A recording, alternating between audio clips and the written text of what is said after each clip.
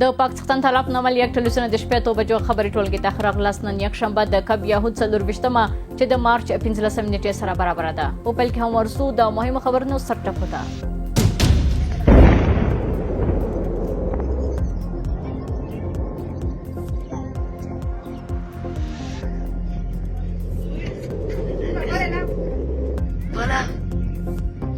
د پاکستان لخوا بیا هم تجاوز وسو او د حریم نقض وسو د افغانستان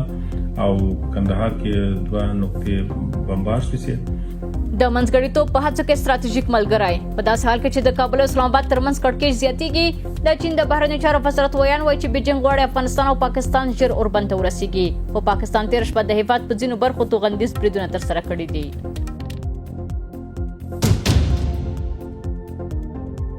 د نړۍ 5 هیوادونو ته د افغانستان 8 محمولو صادرېدل. د اسلامي امارت د ترانسپورت او هوایي چلند وزارت اعلان کړی چې د وچو میوو مربا د پخلی لوښو او انرژي مشروباتو په ګډون 8 افغان صادراتي توکي به د لاجورد له لارې ترکیې، سعودي عربستان، متحده ایالاتو، استرالیا او هالند ته واستول شي.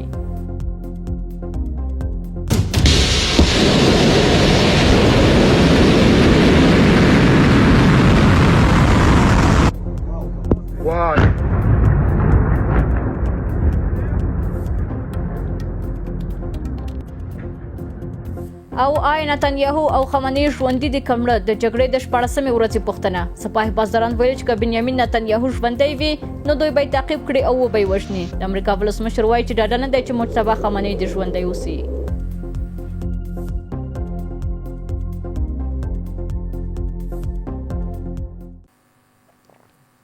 اوس هم بشپړ خبرونه. د چین د بهرنیو چارو وزارت ویاند لیانجیان ویلي چې هیواد یې هیله لري افغانستان او پاکستان روان کړکېچ کم کړي. له زغم او حوصلې کار واخلي او په مستقیم ډول د خبرو میز ته ستانه شي. جیان زیاته کړې چې د افغانستان لپاره د چین ځانګړي استازي اوسمهال افغانستان او پاکستان ته د منځګړیتوب سفرونه پیل کړي دي. د نوموړي پر وینا بیجینګ غواړي چې کابل او اسلام آباد ژر تر ژره اوربند وکړي. دا په داسې حال کې ده چې د پاکستان پوځي رژیم تېره شپه هم د افغانستان پر ځینو سیمو توغندیز بریدونه ترسره کړي دي.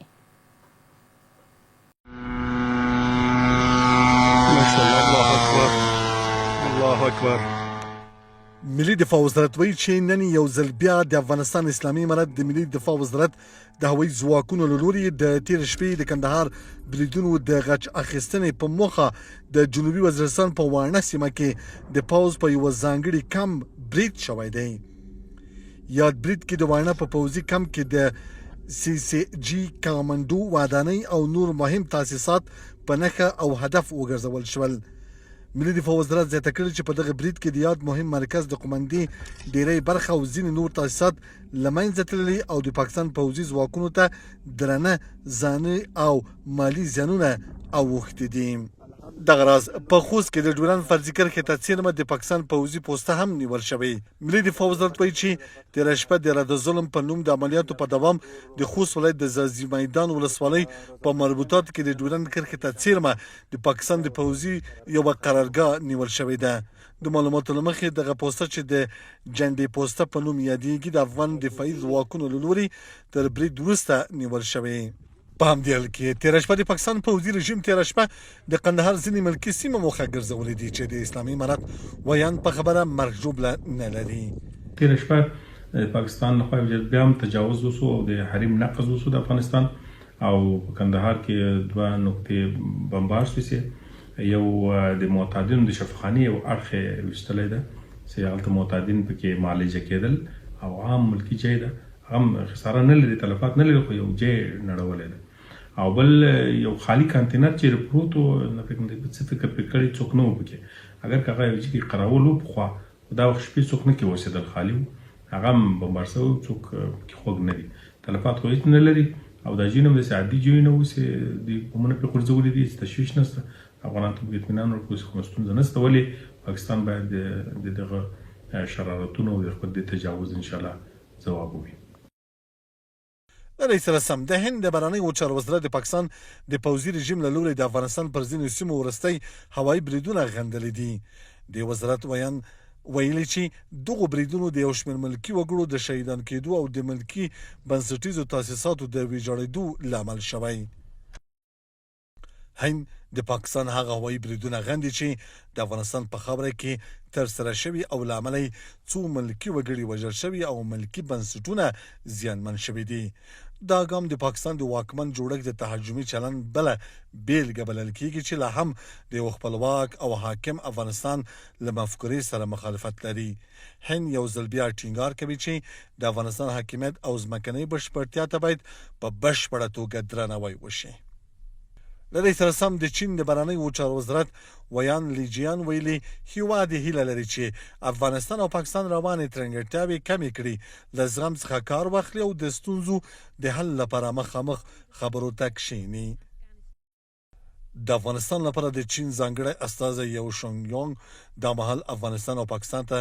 سفرونه پیل کړي او د دې سفرونو موخه د دوړو هیوادونو ترمنځ د منځګړیتوب هڅې او د وضعیت آرامول دي. چین غواړي کابل او اسلام آباد ژر تر ژره اوربند ته ورسیږي او خپل شته ستونزې د خبرو او ډیپلوماټیکو لارو حل کړي. بیجینګ چمتو دی د افغانستان او پاکستان ترمنځ د اړیکو د پیاوړتیا او د ترنګرتیاو د کمولو لپاره خپل هڅو ته دوام ورکړي. لدې وړاندې د نړۍ یو شمېر هیوادونو د افغانستان او پاکستان ترمنځ د تاوتریخوالي د کمولو لپاره د منځګړیتوب چمتووالی ښودلی و، خو اسلامي امارت ویلي و چې له پاکستان سره د کړکېچ دوام نه غواړي، خو که د پاکستان لوري هر ډول تیری کوونکی برید وشي نو مناسب متقابل ځواب به ورکړي.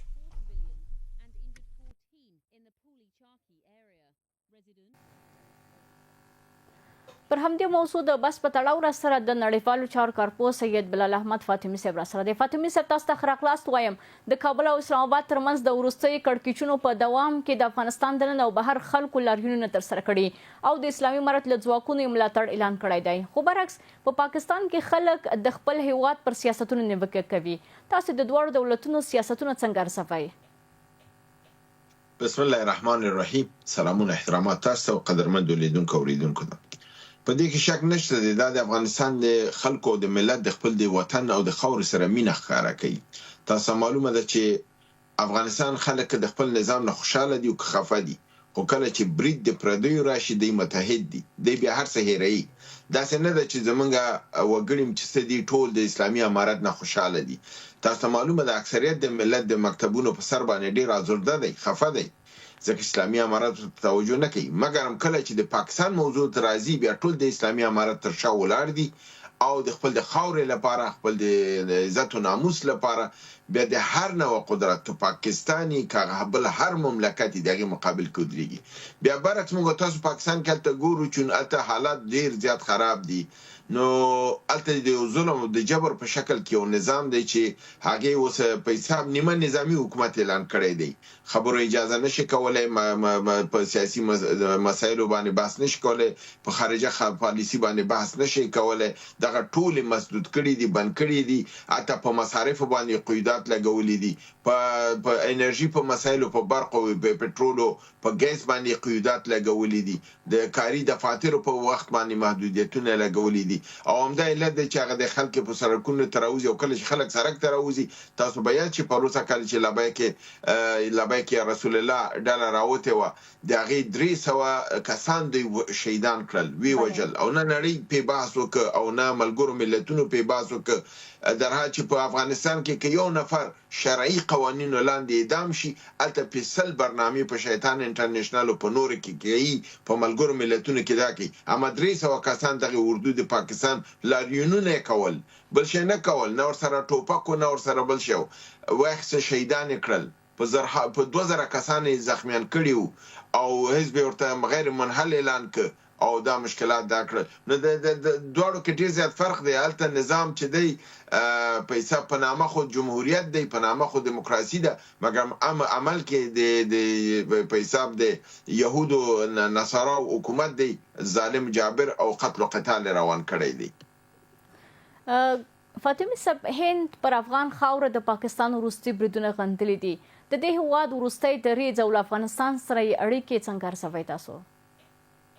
د افغانستان او د هندستان اړیکې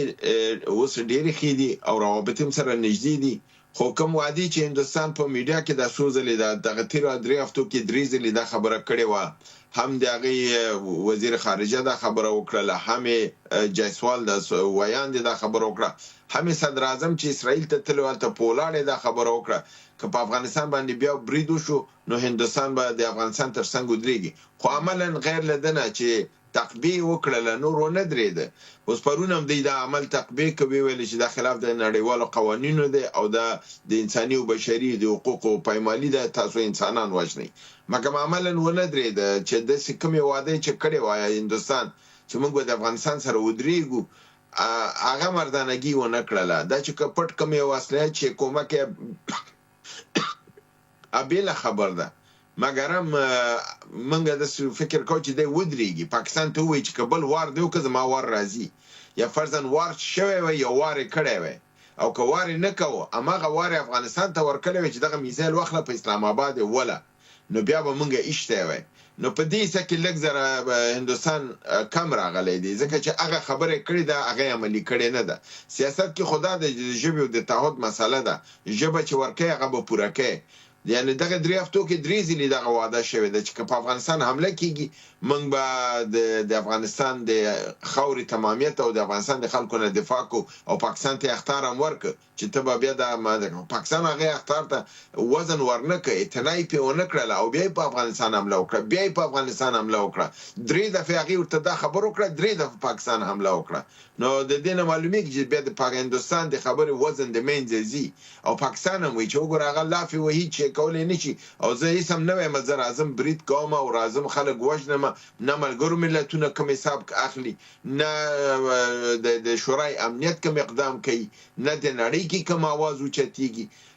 افغانان بیچارهګان وژل کیږي، په کورونو باندې یرغل کیږي، د نړیوالو قوانینو نه تخطي کیږي، د نړیوالو قوانینو د جنگ د قوانینو پر خلاف یعنی جنگي جرایم انجامېږي، اما څوک اقدام نه کوي. خو الحمدلله یو بل ټکی دا ډیر مهم دی چې موږ تاسو وکتل چې د پرون نه وړمه ورځې دوی په کابل، قندهار، پکتیکا حمله وکړه. بیا پرون د اسلامي امارت ځواکونو پر پیښور، خیبر پختونخوا کې دوی په دغه قرارګاهانو باندې حمله وکړله، په د بالاحصار په دغه نظامي چاونۍ د هغې باندې حمله وکړله، په اسلام آباد او د راولپنډۍ ترمنځ نورخان نظامي هوایي اډه چې ده هلته یې برید وکړ. همدارنګې ویل کېږي چې د وزیر دفاع خواجه آصف او د لوی درستیز عاصم منیر په کورونو باندې ګواښ شوی دی. همدارنګه دوی په قندهار کې زمونږ د پټرول یو ذخیره وهلې وه، د دې په مقابل کې اسلامي امارت په کراچۍ کې د ډیره لویه زیرمه د پټرولو چې وه چې د ملا تیرو هغه ورته ووهه، ټول یې ورته وسوځو، اوس به دی بالکل د سخت د پټرولو د قلت سره به مخ شي. نو افغانانو خپل غچ اخیستی دی الحمدلله، او په ښه نره باندې او په سمه توګه باندې ترې اخیستی دی، او د کوم اسلامي قوانینو نه او د نړیوالو قوانینو نه تخطیم نه ده شوې، ځکه چې د اسلامي امارت تر اوسه په وګړو باندې په عام وګړو بمبار نه کوي، سیده نظامي اډه ولي، نظامي چاونۍ ولي، او تر اوسه پورې داسې هلته دی نه دي ښکاره کړي چې کوم د مظلوم دی. خو اوس هم چې دا دی تازه چې برید کړی دی په دغې باندې په د شکین په پکتیکا ولسوالۍ 4 کورې وهلي دي، او په دې کورونو کې ډېر خلک ټپیان کړي دي او دغه کړي وژلي دي. نو د پاکستان خو د ظالمانه اقدامات کې قصدي کوي، هغه دا نه ده، هغه قصدن عمدن کوي، هغه وایي چې زه دا کار کوم تاسو وګورئ ماته نړۍ څه نه وایي. اما که همدغه کار موږ وکړو ته به وګورئ شورای امنیت به هم کیني او ټول به کیني او بیا به افغانستان غندي. نو د نړۍ د قوانینو د جنایاتو پسې به نه ګرځېږو، موږ خپل افغانان خپل همدا اصول به د مراعات کوو چې عوامو ته به ضرر نه رسېږي، خو پوز به وهو، او الحمدلله دا دی وهلی دی او په کامیابۍ سره یې وهلی دی، او دا د ملي اردو لپاره د افتخار ځای دی، او موږ هم دوی ته د کامیابیګانو د دې اتلولۍ مبارکي ورته وایو. فاطمه صاحب را بشو د سیمې هیوادونو غوښتنې ته چین ویلي چې د افغانستان لپاره د دې هیواد ځانګړي استازي د کابل او اسلام آباد ترمنځ د منځګړیتوب هڅه کوي. څه فکر کوئ آیا چین به بریالی شي؟ ګورئ چین بریالی هم شي او بالکل اوربند هم وکړي، خو دا جنګ خو د افغانستان او د پاکستان ترمنځ نه دی کنه، مشکل دلته دی. جنگ دی د ټي ټي پي او د بیلې د پاکستان د حکومت سره، هغه راځي تا ته خوله رااچوي، ته ورسره کینې قرارداد ورسره کوي بیلي بیرته ځي هلته حمله کوي کله چې بیلي هلته حمله وکړه پاکستان بیرته تا پسې راځي وایي دا په ما خو بیا حمله وشوله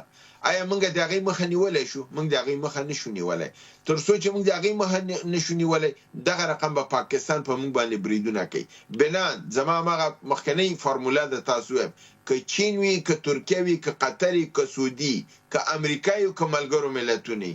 د پاکستان او د افغانستان ترمنځ سوله نشي کولی سوله راځي نه په بله ورځ تاسو مثال درکړه که تکلیف د سرطاني او تور ته ورکوي پاراسیټامول نو په پاراسیټامول خو سرطان نه ښه کېږي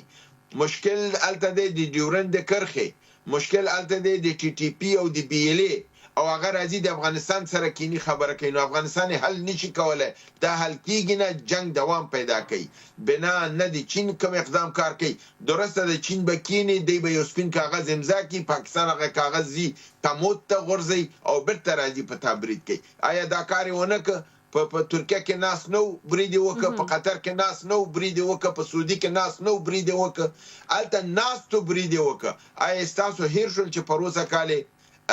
دغه راغی اسحاق ډار هغه په کابل کې و چې دی برید وکړه بله صادق محمد دی خاص استازی په کابل کې ناستو د سولې خبرې کولې چې په وزیر اکبر خان او په چارایي دغه کې شهید کې هلته دی برید وکړه نو خبره دا ده چې پاکستان د نړیوالو قوانینو څنګه چې يهود احترام نه کوي دارنګه پاکستان هم نه کوي او د دې د يهود نسل اولاد سره چې د پاکستان د اردو دی د دې سره هم د یو جبه په کاریږي چې وروره خمس میزایل واخلي پیولي خیسته تیاری ورته واخلي ولی او داسې ډرون ورته واخلي چې بس د دې په دماغ پیرا وګرځي د دنه غیر د بل لار د حل نشته تاسو وکړه د ایران چې کوم یو شهامت وخوده دغه کار ولې اسلامي نړۍ په خوانو شو کوله چې اوس ګوري ولې پرون بل ورځ د